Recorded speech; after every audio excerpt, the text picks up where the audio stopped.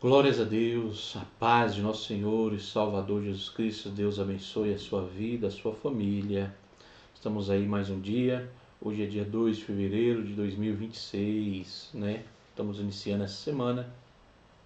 E hoje nós vamos comentar aqui a lição de número 6, que é a lição do dia 8 de domingo que vem, que tem como título Filho como o Verbo de Deus.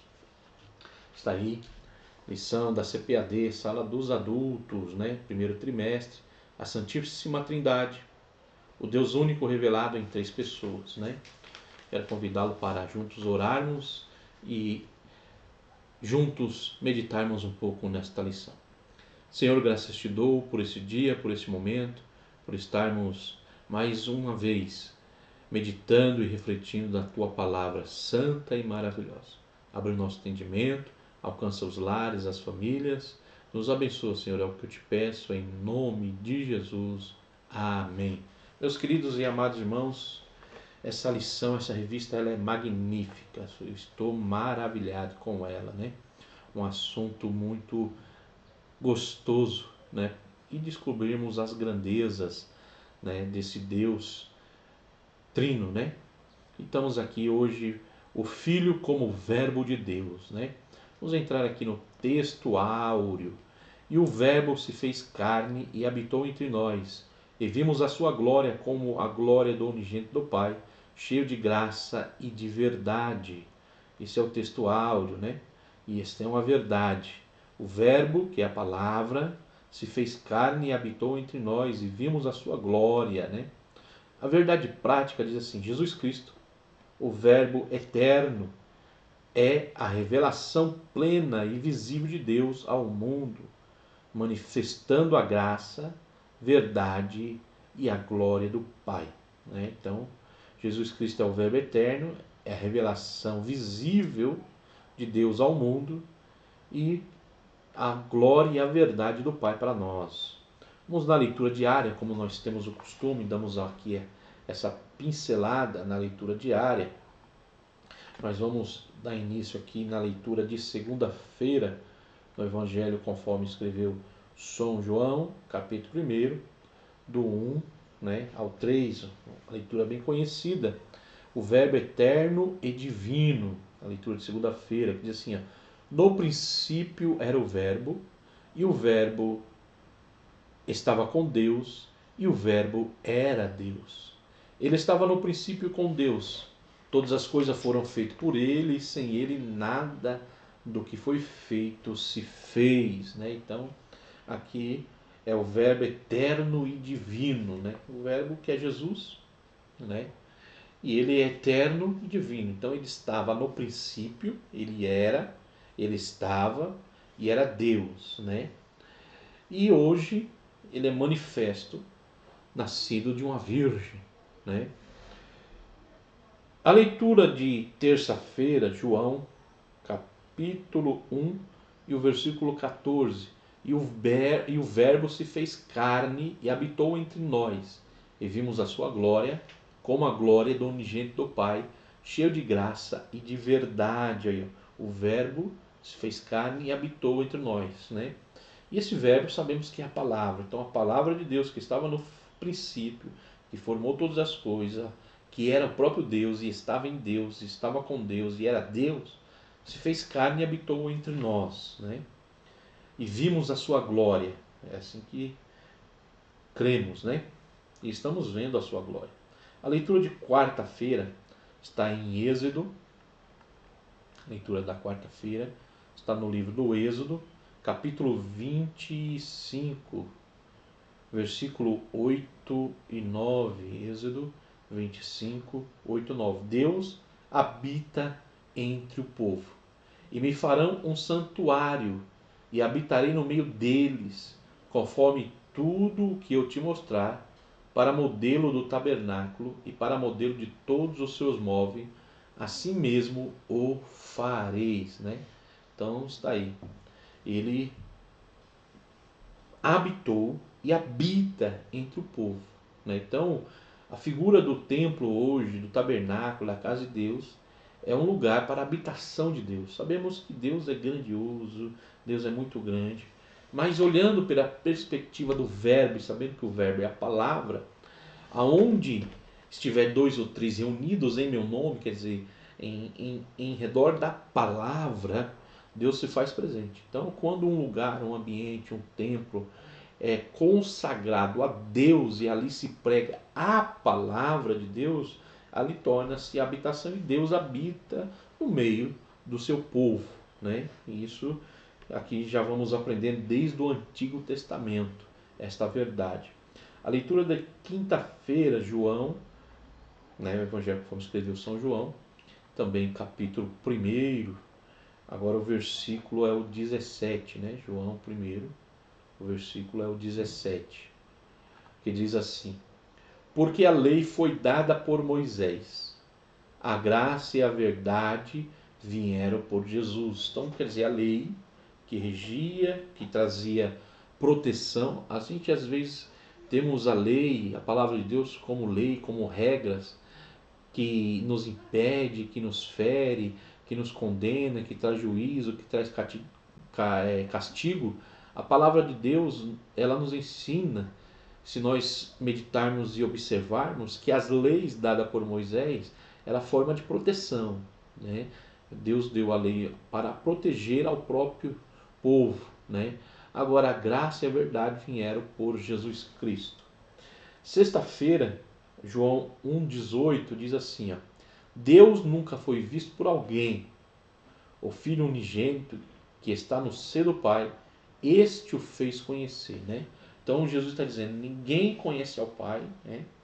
Ninguém vem ao Pai se não for por Jesus. E quando pergunta-se para Jesus: mostra-nos o Pai, Jesus diz: quem vê a mim vê ao Pai. Por quê? Eles são um só. Assim como eu estou no Pai, o Pai está em mim. E assim é o desejo de Jesus para com a igreja, que nós estejamos em Jesus assim como Jesus está na igreja, né? Então fica lá a pergunta: quem é a igreja? Você é a igreja? Somos a igreja? Então Cristo está na igreja.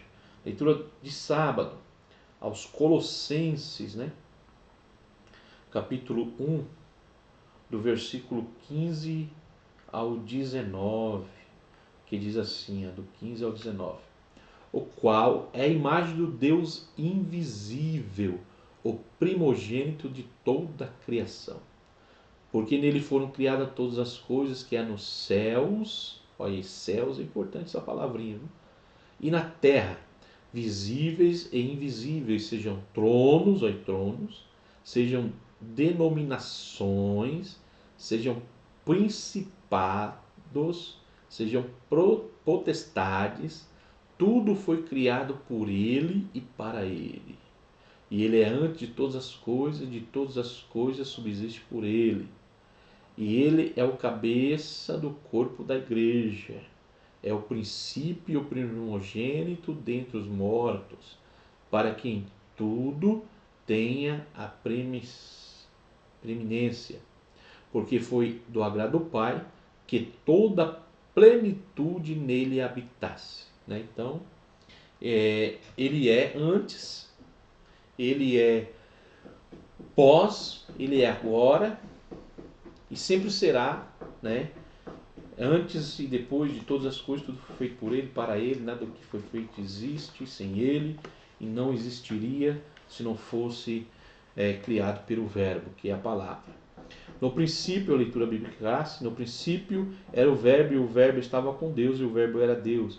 Ele estava no princípio com Deus, todas as coisas foram feitas por ele e sem ele nada do que foi feito se fez. Nele estava a vida e a vida era a luz dos homens. E a luz resplandece nas trevas e as trevas não compreenderam. E o verbo se fez carne e habitou entre nós e vimos a sua glória como a glória do unigênito do Pai, cheio de graça e de verdade. Glória a Deus, né? Então, a revelação de Cristo para o homem é a revelação do próprio Deus, da sua plenitude, da sua glória. Jesus é o resplendor da glória de Deus revelada ao homem, né? Então, o tema da lição é o Filho como verbo de Deus, né? Na introdução diz assim, ó, o prólogo do Evangelho de João apresenta o verbo eterno como Deus. Então, a palavra-chave é verbo, criador e revelador. Então, Jesus, como verbo, ele é o criador e o revelador. Ele se fez carne e revelou de forma plena e completa a glória do Pai. O apóstolo João afirma que viu a glória de Deus unigênito, cheia de graça e de verdade. Nesta lição, veremos que essa revelação marca o clímax da encarnação do Verbo, o Filho de Deus, onde o invisível se tornou visível, o eterno entrou no templo e o insondável foi manifestado em Cristo Jesus. Olha aí, o Verbo como Deus eterno, o Verbo pré-existente. O prólogo de João, 18 versículos iniciais, é chamado de Inulogos. Na abertura, diz assim: no princípio era o Verbo. As palavras no princípio levam ao texto introdutório da Bíblia, Gênesis 1 e 1. E claramente ensinam que o Verbo sempre existiu. Esta é uma maneira de refletir-se ao atributo da eternidade que só Deus possui. A expressão Verbo, Logos, designa Deus, referindo-se à divindade do Filho, enquanto os gregos pensavam em um princípio impessoal e os gnósticos num ser intermediário. João apresenta o Logos como o próprio Deus eterno, Jesus Cristo, o Filho unigênito do Pai. Antes de tudo o que existe, o Verbo já existia. Jesus não começou a existir em Belém, pois ele é eterno, coexistente com o Pai desde o princípio. Na lição passada nós falamos da grandeza de todo o feito de Jesus, a manifestação do Espírito e a concordância do Pai estava presente, mostrando que os três trabalham em unidade, em uma só essência, em um só propósito, mostrando que um coexiste com o outro ou no outro. Vamos continuar aqui. Ponto 2. O Verbo como pessoa distinta. No texto bíblico, João afirma que o Verbo estava com Deus. A expressão grega é com Deus comunica relacionamento face a face, ou seja, comunhão pessoal e eterna entre o Verbo, que é o Filho, e Deus Pai. Indicam a distinção de pessoas dentre a unidade da Trindade. O Pai, o Filho e o Espírito Santo não são formas sucessivas de aparecimento de uma pessoa, mas são pessoas coexistentes desde o princípio, entendeu? Por quê? Porque se uma explicação assim simples e pobre ao mesmo tempo. Se Jesus fosse uma manifestação de Deus, fosse um único Deus com manifestações diferentes, não fosse a Trindade, não é que são três deuses, mas são três em um só. O trono, quando Jesus estava na terra, estaria vazia. Ou hoje, se nós acreditamos que o Espírito Santo está conosco, habita em nós, está aqui agora, o trono estaria vazio. E se nós entendêssemos que Deus não é onipresente, que Jesus não é presente, que o Espírito Santo não é presente, ele estando em um lugar, ele poderia estar em todos ao mesmo tempo. Mas não, Deus está em tudo e em todos ao mesmo tempo. Ele contempla tudo e todas as coisas pela sua onipresença. Então, mostrando-se que enquanto Jesus estava aqui entre nós, o trono, Deus habitava no trono. Pronto, simples. Uma explicação pobre, não é a essência da Trindade, mas para nossa mente ir abrindo, ir abrindo da distinção entre Jesus e o Pai e o Espírito Santo. Cada um é distinto em si, mas são um só em essência. Bom?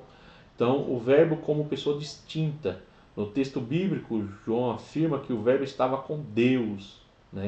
Estava com Deus. Tá bom? Ponto 3. O Verbo é da mesma essência do Pai. Aí é essência. Ainda no versículo de abertura, João revela: o Verbo era Deus. Aqui a palavra grega para Deus é Theos. Aparece sem o artigo definido, fato que tem gerado discussões exegéticas. Porém, na estrutura grega, a essência do artigo não implica indefinição ou inferioridade. Essa construção enfatiza a qualidade ou a natureza do sujeito. A omissão do artigo não significa um Deus, como sustenta traduções heréticas, mas é um indicativo da natureza do Verbo. Esclarece que o Verbo compartilha da mesma essência divina. Deste modo, o Verbo é como o Pai eterno, é Criador. Portanto, a expressão o Verbo era Deus ensina que Jesus é da mesma substância do Pai, isto é, Deus em sua totalidade, né? Então, ele é Deus, é o mesmo Deus, é a mesma essência de Deus, está em Deus, né? E Deus está nele. Por isso que fazemos a figuração somos as varas enxertadas na videira verdadeira, somos os aluzeiros, né? Enxertados. Então, temos que estar nele enxertado hoje, né? E ele nos enxerta, nos dando o direito de filho. Então, Jesus está no Pai e o Pai está nele, né? O Verbo como Criador, agente de criação. A Bíblia declara que no princípio criou Deus. A expressão criou traduz a palavra hebraica bara, termo reservado à atividade criadora de Deus. Afirma que o universo foi criado por Deus a partir do nada, né? Do latim ex nihilo. A doutrina de Deus como Criador possui fundamentos tanto no Antigo Testamento, né, Salmos, Isaías, Neemias, quanto no Novo Testamento. Nesse sentido, João apresenta Jesus também como Criador. Todas as coisas foram feitas por Ele e sem Ele nada do que foi feito se fez. Esse versículo enfatiza a divindade do Verbo, uma vez que a criação é obra exclusiva de Deus. Desse modo, o Filho é o agente ativo na criação do universo, né? Então, Jesus é fundamental, é a essência, ele está presente, é crucial, faz parte, né? Então, não tem como tirar fora essa figura, né? João deixa claro isso, não tem como tirar fora essa figura. E lá no Antigo façamos, né? Então mostra-se que havia façamos, não disse observe como alguém de menos escalão, vamos dizer assim, de menos patente. Se Jesus fosse de menos patente, era observe eu fazer. Não, mostrando a igualdade de essência. A expressão criou, está dizendo assim, façamos, quer dizer, agimos juntos, estamos nivelados, né? Vamos dizer assim. A fonte da vida. O apóstolo João enfatiza com clareza que nele estava a vida, referindo-se ao Verbo eterno, Jesus Cristo. Essa declaração revela que o Verbo é a fonte absoluta, originária de toda forma de vida, tanto física quanto espiritual e eterna. A expressão denota a autossuficiência do Verbo, uma característica específica da divindade. Jesus não depende de nada ou de ninguém para viver, ele compartilha da mesma substância divina, porque como o Pai tem a vida em si mesmo, assim deu também ao Filho ter a vida em si mesmo. Essa verdade afirma que a vida eterna é imutável, que está no Pai, está igualmente no Filho, apontando para a mesma essência dentre as pessoas da Trindade, a luz dos homens. O texto bíblico assevera que a vida era a luz dos homens, e a luz resplandece nas trevas, e as trevas não compreenderam. A metáfora da luz simboliza o caráter de Deus, porque nele não há trevas alguma. Nesse contexto, Jesus é apresentado como a luz verdadeira. Ele não apenas possui luz, ele é a própria luz. João 8,12. Ele dissipa as trevas, ilumina os perdidos e revela o pecado. A declaração às trevas não prevalece contra ela. Mostra que as forças do mal não têm poder sobre Cristo. O verbo grego pode ser traduzido como compreender, apoderar ou dominar. Nesse caso, expressa que as trevas do pecado não podem resistir à luz do Filho de Deus. Então, quando Jesus, sendo o resplendor da glória de Deus, quando Jesus se manifesta, olha lá, quando Jesus foi ser preso, que perguntaram sobre Jesus, Jesus disse, eu sou. Eles caíram, quer dizer, as trevas não resistem, não existe, não permanece quando se há a manifestação, quando Jesus se manifesta, né? Então Jesus era a luz dos homens, né? É a luz dos homens ainda, né? Então Jesus mostrando aqui que ele é o verbo, é o princípio. Haja luz, a palavra, o verbo. Houve luz, porque Jesus se apresentou-se ali na criação. Então, quando Jesus se apresentou-se, haja luz, sendo o verbo, a palavra agiu, o verbo agiu, houve luz, as trevas se dissiparam, né? Então, Jesus mostra para nós, através da revelação da manifestação divina em Jesus, que ele estava de fato ali, porque ele é a própria luz, né? Ele é a própria luz. Ele não tem a luz, ele é a própria luz. Bom? Então, vamos aqui. O verbo como revelação do Pai. A encarnação do verbo. João também apresenta o verbo como o supremo meio de autorrevelação do Pai. O verbo se fez carne e habitou entre nós e vimos a sua glória.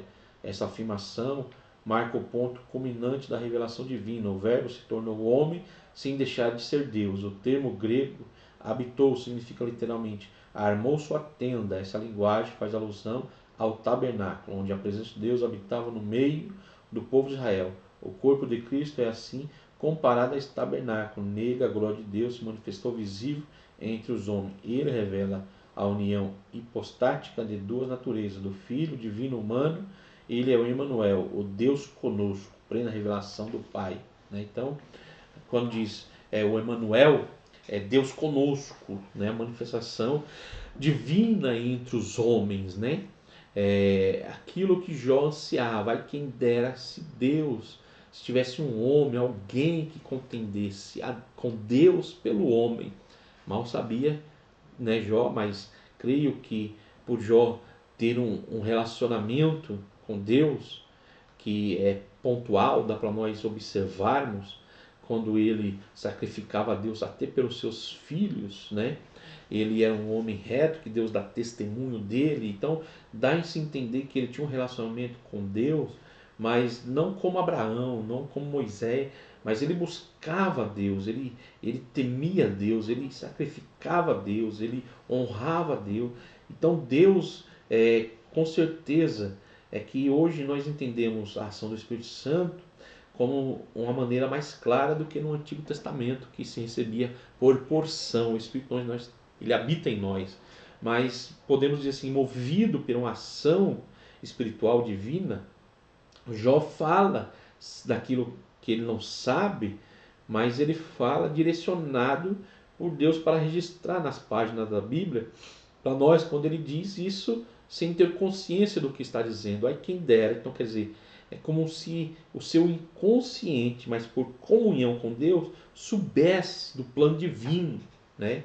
De que Jesus era e é este que intercede a Deus por nós, né? Está à destra de Deus, foi subido no céu, está à destra de Deus e intercede por nós, pelo homem, né? Então Jesus é este mediador, intercessor, ele é a luz dos homens, né? Ele é a vida, né? A vida em si mesmo, que traz vida ao homem, que nasceu morto em ofensa e pecado. Então é vivificado pelo Espírito, mediante a fé em Cristo Jesus, que é o único caminho, é o único mediador entre o homem e Deus, né? É Jesus Cristo. Então, crendo em Jesus, reconhecendo esta soberania de Jesus como Deus, tendo Jesus Cristo como seu Senhor, como seu Deus, como seu Criador, como seu Redentor, fazendo como Hebreus, olhando para Jesus, que é o autor e consumador, né? E reconhecendo isso, e o honrando, e o buscando, e lavando-se no seu sangue, deixando o pecado, fugindo da aparência do mal, aí sim vamos receber esta luz, que é Jesus, para iluminar os nossos caminhos, para não perdermos a direção e alcançarmos a salvação, né? É lindo, é maravilhoso, né? A revelação do verbo é maravilhosa. No finalzinho aqui bem no finalzinho, hoje eu vou ser bem moderado na lição, bem rápido, comentário rápido. Na lição 5 nós já demos uma pincelada, né? Na lição 6 é só mais uma pincelada para meditarmos durante a semana, porque a lição é domingo, tem que ir para a escola dominical. O revelador do Deus invisível. No último versículo do seu prólogo, João afirma: Deus nunca foi visto por alguém, né? Então Deus nunca foi. O Filho unigênito que está no seio do Pai o fez conhecer. Então ele diz: quem ver a mim, vê ao Pai que me enviou. Então Jesus, ele é a própria manifestação. Olha que coisa gloriosa, meu. Então, se entendemos isso, que privilégio os homens tiveram em ter Jesus. Então Jesus, o próprio Deus, veio para os seus e os seus não o conheceu. Olha, o próprio Deus estava no meio deles. Mostra-nos o Pai. Quem ver a mim vê ao Pai. E os homens não o conheceram. Olha lá, no caminho de Emaús eles iam preocupados, decepcionados. Jesus se apresenta, eles não reconhecem. Quando chegam em casa, no partir do pão, eles conheceram pelas marcas. Então Jesus vai dizer assim: creiam pelo menos pelas obras, que eu faço. Então Jesus ele fez a manifestação, ele manifestou a glória de Deus ao homem, revelando Deus ao homem em si mesmo, para que o homem viesse conhecer a Deus, viesse entender o amor de Deus, a graça infinita de Deus, a compaixão. Jesus chorou sendo Deus.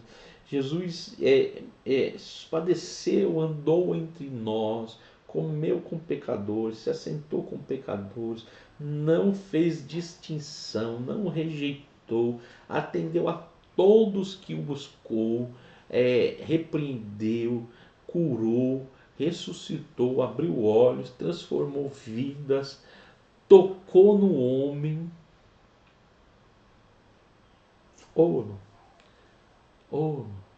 Olha que coisa.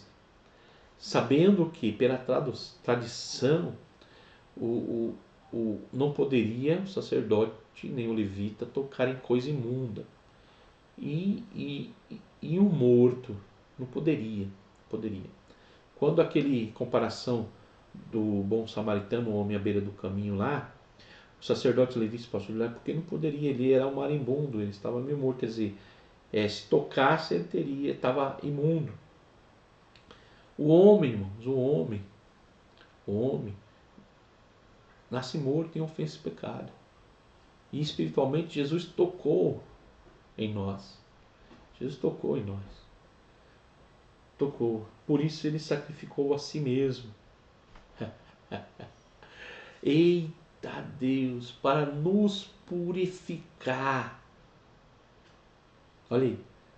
Para nos purificar de toda a imundície, de todo o pecado e nos reconciliar de novo a Deus. Então, Jesus, ele é o verbo de Deus, é a expressão, a imagem de Deus revelada ao homem.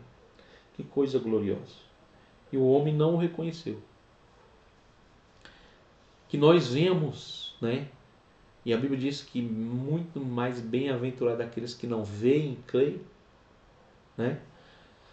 que nós devemos ser mais que bem-aventurados e crer que Jesus Cristo ressuscitou, está vivo à destra de Deus, intercede por nós, é o único mediador entre nós e Deus, e que Ele está vivo, e reina para todo o sempre. Tá bom? Então quero aqui desejar para você uma semana de bênção, uma semana de vitória. Medite na revista Escola Dominical, busque a presença de Deus, vá para a escola dominical, ajude o professor, medite nesse termo, Jesus Cristo, o verbo de Deus, a revelação de Deus ao homem. Ninguém viu a Deus, mas vendo Jesus. Então quer dizer, que privilégio, irmãos. E hoje nós temos um privilégio maior, que hoje o Espírito Santo habita, e eles tinham lá, Moisés recebeu todo aquele poder por porção, Elias por porção, e assim por porção. Eliseu entendeu isso e ele disse: eu quero porção dobrada. E hoje nós podemos dizer assim, toda a plenitude do Espírito habita em nós. Olha aí, por isso que diz lá, segundo o poder que em vós opera. Deus é poderoso para fazer tudo mais abundantemente, além daquilo que pedimos, pensamos ou possamos imaginar, segundo o poder que em vós opera. Que poder é esse, irmão? É toda a plenitude de Deus habitando em nós, através do Deus Espírito Santo, que foi enviado pelo Verbo de Deus, que é Jesus Cristo. Tá bom? Deus abençoe a sua vida, a sua família. Senhor, meu Deus, meu Pai, graças te dou por este momento de reflexão. Visita os lares, as famílias, dê sabedoria para o teu filho, para a tua filha, vencer as lutas, Senhor, diárias e alcançar, Senhor, toda a plenitude que o Senhor tem reservado. Obrigado, Senhor, por tudo. Agradeço. Deus abençoe, ora por nós. Uma semana de bênção.